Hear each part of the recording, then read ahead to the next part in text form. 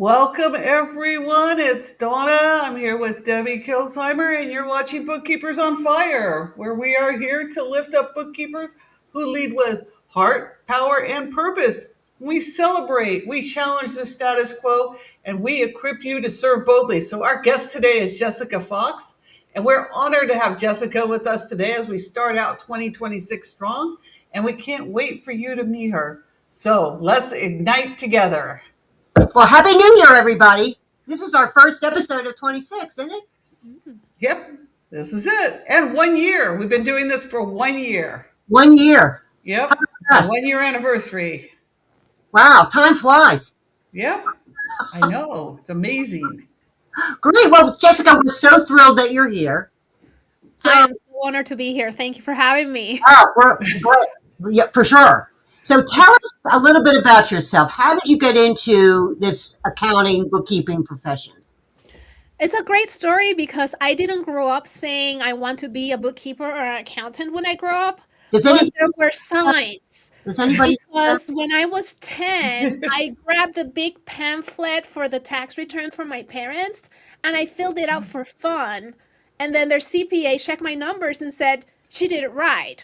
So after 2 years of doing that, they fired the CPA and had me do their taxes. But even after that, I was the treasurer of my graduating class.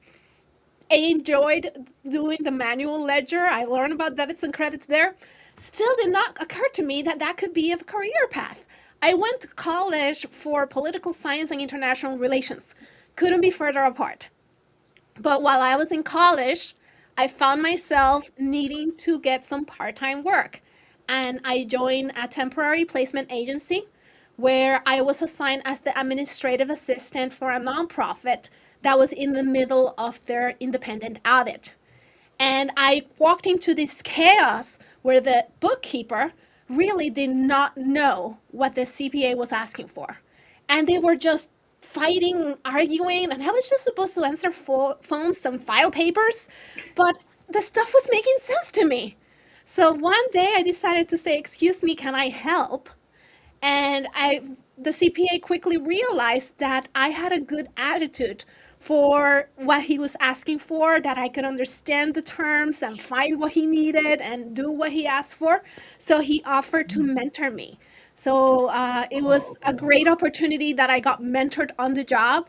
And in that same company, I went from a temp employee to the full charge bookkeeper and then later on to the director of finance. So, what did they do with the bookkeeper that had a bad attitude? Did they let her go? She was filling in for a bookkeeper that left. So she had no bookkeeping background. She was really meant to be running some programs. So she was very happy to just go back to what she was doing before. Isn't that the truth? They all think that anybody can do accounting. So they go, oh, well, just fill the spot. And then you find out, well, it's not as easy as I think. No, it's not. And the thing is that I guess I had a good affinity for picking it up, but I could totally see how it's a foreign language for somebody else. And this person was getting defensive because, the CEO is telling her we have to pass the audit. And and she doesn't know how to make that happen. So she starts picking fights with the CPA. And that it was kind of dramatic and chaotic, but without being present in that scene, I would have never been led to where I am now 25 years later. So became the Yeah. director of finance. And how long did you keep that job? I was with that organization for 8 years. Uh huh. And then I realized that while I enjoyed what I was doing, I was working way too hard and I was on track for a heart attack in my 20s. It was just not healthy. So I decided to resign, pivot. I tried to launch my own business completely unrelated to accounting and very quickly learned that the only part of running the business that I enjoyed was doing the accounting. I really Yep. hated everything else. Been there. So that didn't last very long. I think I kept it for about 18 months before I said, you know what, this is not worth it because I believe that if it doesn't bring you joy, why are you doing it? Right. And I pivoted again.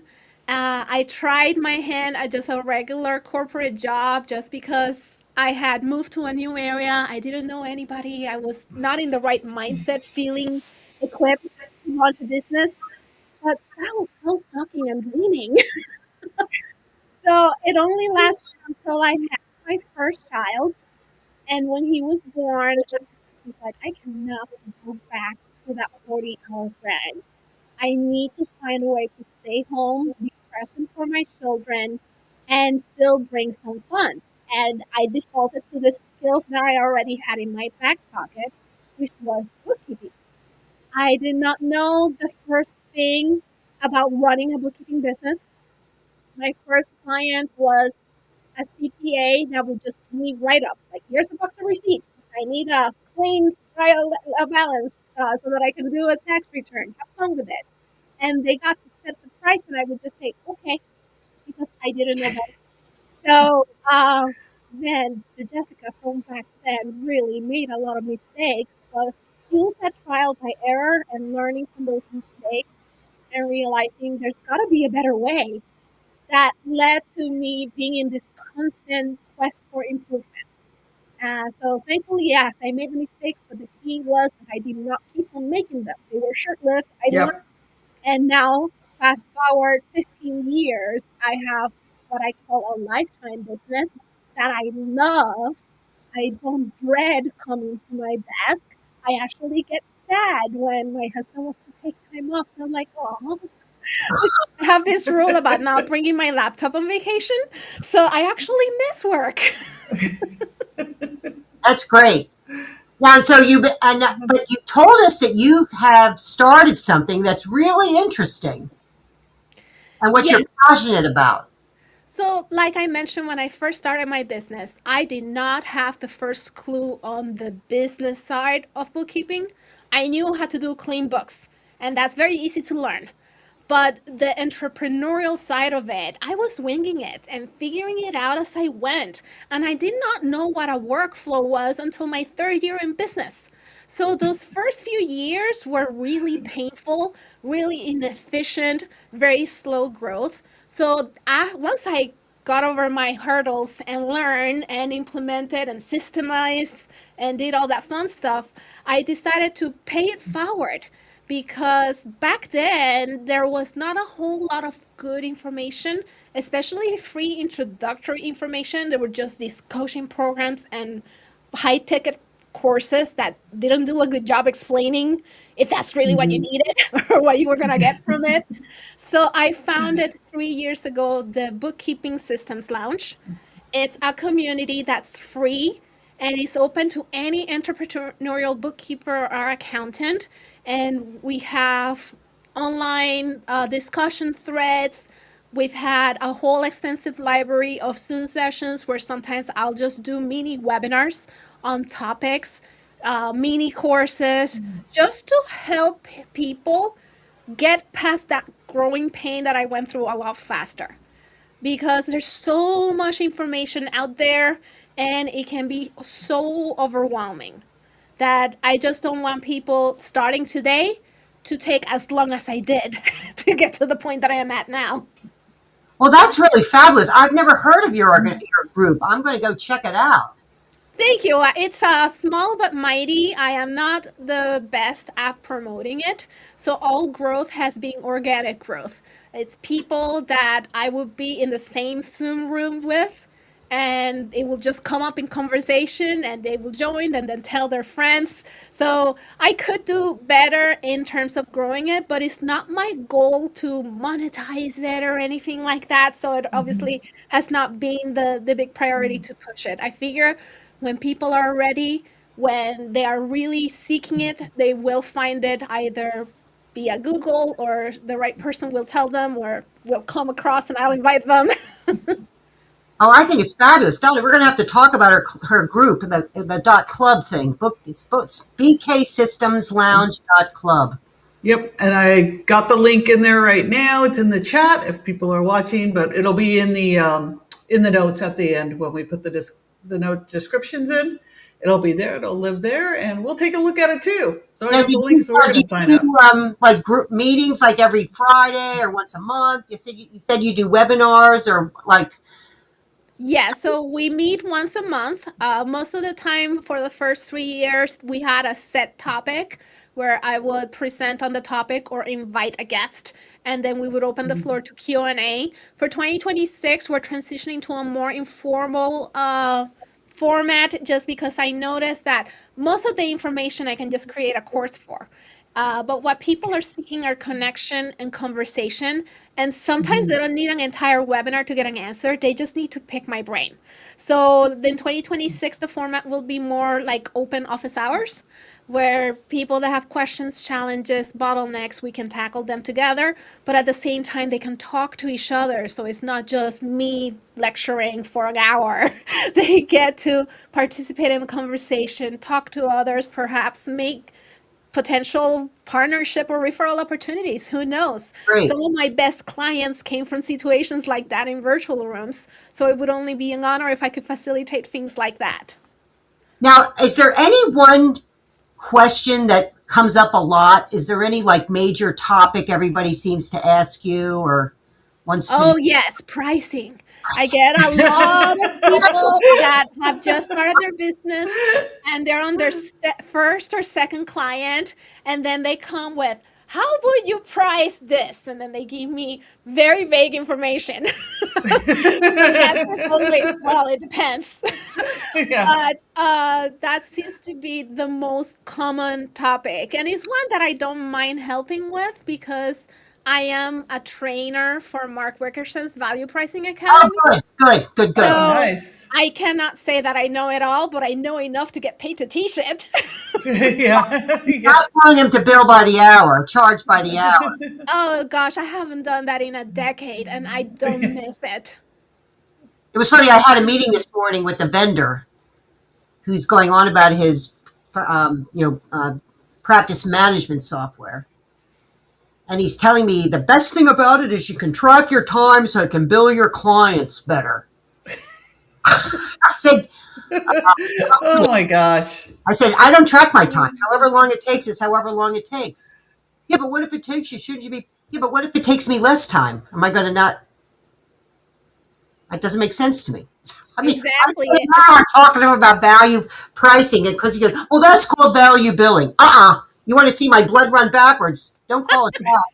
It's value pricing. Billing is backwards. Pricing is forward. I mean, Oh my gosh. No, but it's so true, especially in this age with automation I and know. AI. We Yeah. would be shooting ourselves in the foot if we Yes. charge for how long it takes us, because then we have no incentive to become efficient and Right. become faster and leverage technology. And Right. who wants to be manually entering transactions in 2026 I know. just to milk an invoice and Yeah. I then mean, have to bill after you did the work and hope that you get paid timely? Nobody has time for that. That's distressful. No. and No. plus it's our knowledge. I mean, we spent years gaining this knowledge. I was telling her when I got $1 million education because I spent 30 years gaining all the knowledge and still like gaining even faster now. And it's like, Absolutely. I need to get paid for that. You can go do it if you want to. Here, I'll even point you to the websites where you can go learn all about it. Oh, But if yeah. you want me to do it for you, you got to pay me. Pricing's my thing. I love Yeah, talking. she loves it. Yeah. Well, that's great. Well, yeah, usually pricing is the big thing about. And the other one I know people ask a lot about, where do I get clients? Oh, yes. Where do Yeah. I find that first client? And Right. that one I am not as equipped to help with because when I started, I used to say I was allergic to marketing. Marketing was my Achilles heel until I reframed my mindset that I am not selling. I am offering solutions. So those that are ready and in the pain that I am able to solve, they'll just come to me and I don't have to do the sale. So for me, I've been very blessed that I find my clients through either the content that I create, or sometimes they're not even looking for a bookkeeper. They're looking for an answer to something when they're trying to do it themselves. They Right. come across a YouTube video where I say, this is how you do it. And then they realize, you know what? My time is worth more than this. I'm just going to have her do it. Right. So I've never had to, really advertise or anything like that. And when I tell people, content is such a great way to be found, they get so scared. And I I cannot did a blame blog them. post just this morning on this Yeah. topic. I haven't published it yet, but that was my topic. Where do you find clients? Hmm. Where ends talk about that's the first pillar is that people will find you and they talk to you first because you're out there, by posting articles, doing webinars. I know before because I'm old, and when I started, Intuit just had QuickBooks, was new. That's how old I am. And they had a forum where you could ask questions. And I spent hours, days answering those questions. And I got good at it, learning QuickBooks. And that's how people found me through that online forum. And today it's, Twitter and, well, it's not Twitter anymore. Except, X. And, Instagram and all of that kind of stuff. And it is scary to put yourself out there. What will people think? But you got to do it. yes, and I used to think that I needed to be studio perfect, very professional graphics, No, oh, God forbid, I stumble upon my words. No, I do my recordings in one take. And if I mispronounce something, I just correct myself and then just keep on going because people are seeking the answers. They're not seeking the production value. And right. it's funny because I Yes. wrote this book here in 2018. It was supposed to be a lead magnet. It's not very thick, but I couldn't sleep one night and I decided to upload it to Amazon to publish it. That book that I spent maybe $35 in getting published, maybe 8 hours in writing, has generated over $500,000 worth of revenue. I stopped tracking years ago.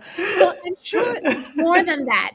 And it's evergreen content. So I did it once in 2018. And I'm not only getting passive income from selling it today, but people are finding me and coming to me. So not everybody needs to publish a book. I know that that's an advanced move, but it's not difficult today to pick up your phone, go live, and just answer a commonly asked question that you heard a client ask you this week.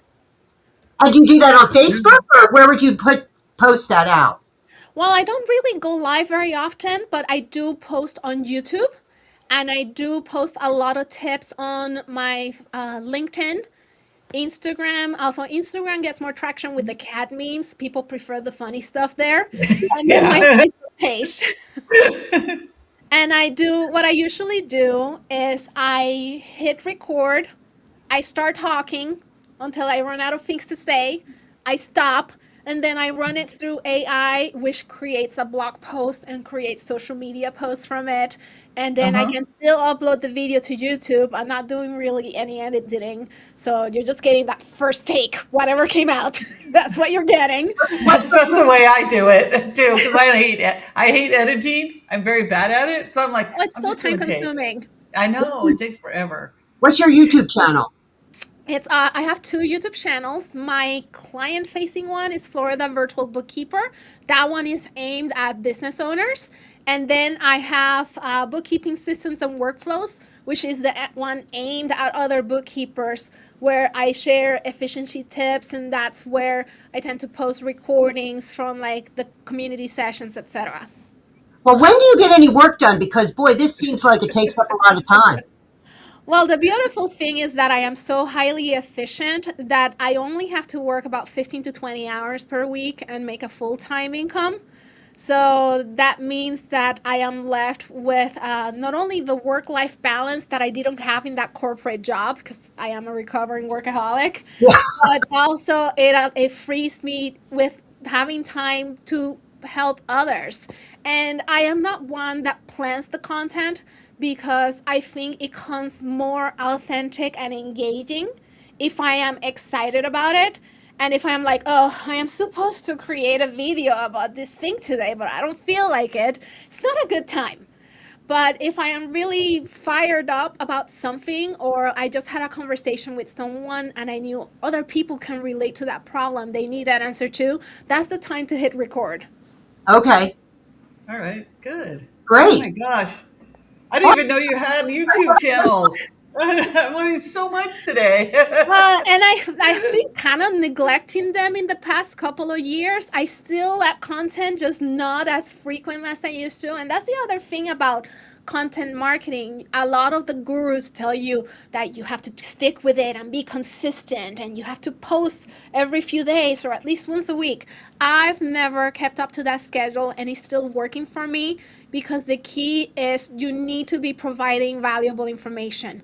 For Yeah. example, I have a blog post I posted in my website back in 2016, and that's still the number one referral source of people from Google. It's Wow. not people looking for a bookkeeper. They are looking for how long to store business records for. That's essentially what the blog post answers. But they find me that way, that establish what I call the KLT factor, know, like, and trust. I position myself as the expert, and then when they realize they need additional support, I am front of mind. That's great. It It's sounds like amazing. you read Blair Ann's book without reading Blair Ann's book. I guess so. No, it's amazing. I too am the one take person, so I'm so glad to hear you are too because everyone else I talk to is like, oh, I got to edit, I got to edit. I'll never do Nobody it. has I'll time for never that. post. I don't have time for that. I will Yeah, get so discouraged. I will never post any content because I am a perfectionist at heart. yeah. And if I start to edit, then I'll have to do retakes, and by then I'll lose the motivation. I, I just know myself. So we can encourage everyone else out there. Do the one takes. They're okay. You're Yeah. human. Yeah, And I tell you what, you're if anyone human. makes fun of you or criticizes you, you know, Let us know. We'll get them. they're not really doing it. So let us know and we'll go after them. Yep. So, that's great. So other than your business, what else do you like to do for fun? I love to read and I love to build Lego. So I am an adult fan of Lego. Now that I'm an adult, I don't have to beg anybody to buy me a set. I just see it and I get it. And what's your like? You were telling us before the show that you can rent Lego sets. Yeah, so I have a big space problem because there's so many Lego sets with new ones being released that it kind of defeats the purpose to build it and then immediately put it away because I have no place to store it. So there are some types of Legos that I want to keep, like the Lego Botanicals and the Lego Art, the ones that I can hang in the wall. But other ones like the big Death Star or the Eiffel Tower or the Titanic, they are massive. I have no room to put that. So you are able to rent it for a period of time. I usually pick a month because I tend to pick big sets. And then I build it. I get the joy of building it, take pictures, play with it a little bit if I want. And then when the time is up, I ship it back and it's not collecting dust in my house and I am not tripping over it.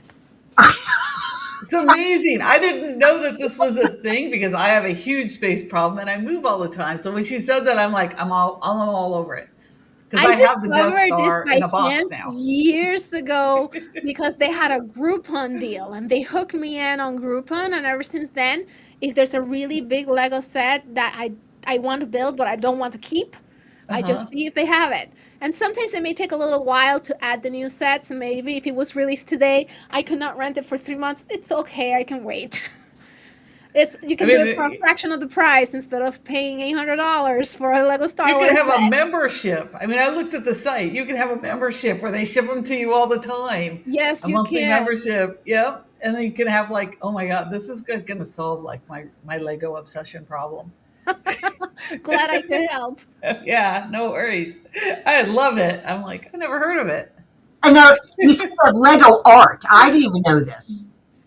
So there's not a whole lot of options yet, but there are some famous paintings that are available in Lego, like Vincent van Gogh's Starry Night, the Mona Lisa, the Japanese art of wave. So these are ones that when you build them, it comes with the Lego frame and hanging hardware, so then you can just hang it in your wall.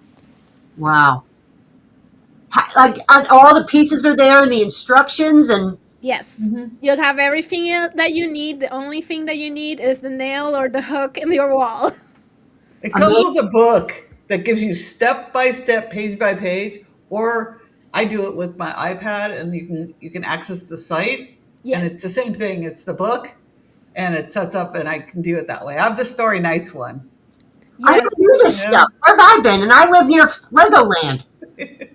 Oh, Legoland is awesome. I used to be a Legoland annual pass holder, and I used to love it more than my kids. Like, I would be all excited and just going crazy in the gift store, and they're just like, I don't know her. What's your favorite thing that you ever built in Legos? I will have to say the Lego world map because it was a joint project with my kids. I have one kid that loves Lego and another kid that doesn't love Lego, but he loves geography. So Okay. we got to build it together, and it took a long time. And it was fun because when we would get through certain parts, we will share stories about, oh, remember when we went on a cruise and it stopped in Mexico? And it was a very good bonding experience, not just building. And you told us that that's on your wall now behind the camera, so we can't see it. Correct. Yes, I cannot really turn it around, but it's part of my office decor. Like, how big is it? It's bigger, like this wide and about this tall. Wow. And It's how really long did big, it yeah. create? How long did it take for that one? We were chipping away little by little for about 6 weeks. So we don't really time it in hours, but I would say maybe 15 to 20 hours. Okay. Now, what do you do? Like, you get the set and you put it on the table, and then you go eat dinner. What now? What do you do with the pieces? You just I like, have a dedicated Lego building table. Yep, me too. ah, Yep, because there's Yep. no interruptions such as dinner or life or pets or anything. There's a dedicated Lego building area, and I have my little like sorting tray so I can sort the pieces and have Hmm. them in there. And that way I can walk away and come back as many times as I need it. Because if I needed to pack it off and put it away, it's very easy to lose motivation. yeah. Yeah. Wow, I'm going to have to check this out because Hal and I are looking for something to do. I said, well, maybe, I said to him the other day, well, what about a jigsaw puzzle? No, I don't want to do that. And then I thought, well, if I did it, all those pieces, what do you do with them? But I like this idea. I like the art. That's interesting. Yes, there's several options to choose from, and I find it's very similar to a puzzle, but you have the steps. So, like I like using the paper instructions. Donna likes using the app. See, when I try to use the app, I get distracted by the pop-ups. So for me, building Lego is almost like a form of meditation. It gets me into like the Zen mind space. So I prefer the paper instructions because I don't have the distractions like, oh, somebody posted on Facebook. Let's see what photo they Oh, on my posted. iPad, everything's turned off, so it's just focused there. That's So good. that's pretty cool. So Yeah. what Lego are you working on now? I just opened a Lego bamboo. It's part of the botanical series. So it will be by the end it's done. It's like a bamboo plant on the little pot. And I just finished this big Christmas tree that opens up and has Santa's workshop inside. Of course, I had to do some seasonal ones during my business closure for the holiday. Now, is that one you're going to keep, or did you rent that one, or did you buy No, it? that one I keep. Oh, So right now it's still on display in my office. I am torn between packing it away because it was big, and even though it can break apart into pieces, I was like, as far as I'm concerned, it can be Christmas all year round. it's Christmas all year round. I may just Sure. leave it up. That's great. How tall is that thing? That one is probably about 2 feet tall. Wow. And how long did it take you to do? Once again, I chipped away at it a little bit, 20 minutes here, 30 minutes there for about 3 weeks. Wow. So I don't usually build every single day, but I would say maybe 6 or 10 hours. I see. Great. Now, there is that vendor, Canopy, that gives out Lego sets at Yeah. all of the conferences. I end up getting spammed by them just so I can get their Lego sets. Yeah, me too. So you've gone to Scaling New Heights. So if somebody said, well, why do you go to Scaling New Heights, Jessica? And you go, well, to get my Lego set. Yes. The And then my Legos. kids asked me, like, make sure you go to that vendor with the Lego because I had to pick up one for him too. Yeah. Well, now, are you going to Scaling New Heights this year? That's the plan. Okay. Well, when you see, I'll get a set. And maybe you can show me how it works. Okay. You Yeah. know. We'll have a Lego building table. We'll just Oh, sit yeah. down and That's build a it good idea. together. Yeah. Absolutely. Yeah, that's the thing about building it there is that then you have to try to get it home in one piece or without losing the pieces at the very least. Because they Yeah. got little boxes though, don't they? Because I know they do have set like a whole bunch of Yes, so things. they come in their own little box, but once you build it, it doesn't fit in the box usually. Oh, So okay. you will have to take It's it all apart right. to travel. I bring all my little baggies with me. They'll all fit in the baggies. So Perfect. my I'm little prepared. baggies for extra food. So it's perfect. It all works. That's what I do Good. usually. We're going to have to do a webinar on your site, Jessica, about how to pack for the Legos at the conferences because I think people are going to get really excited about doing. I mean, who thought Legos? You know. It was a brilliant marketing strategy for Canopy because they set up that big station with all of the body parts, and you can build yourself as a Lego minifig. So I have myself as a Lego minifig, holding the calculator and the books, and see the Oh wow. hair similar to mine. And every year I clone myself. Oh, that's we're going to have to do that, Donna, at scaling. Oh yeah, we'll go there. I go there all the time. I go there every time, but I lose you at scaling every time. So I just go over there. It's a brilliant idea because people have to stay there for a while. So the booth looks crowded when you have a crowded booth, more people want to see what's going Right. on. It gets more people in the booth for them to do their thing. Well, this is great. So Well, we're at time, if you can believe it. Wow.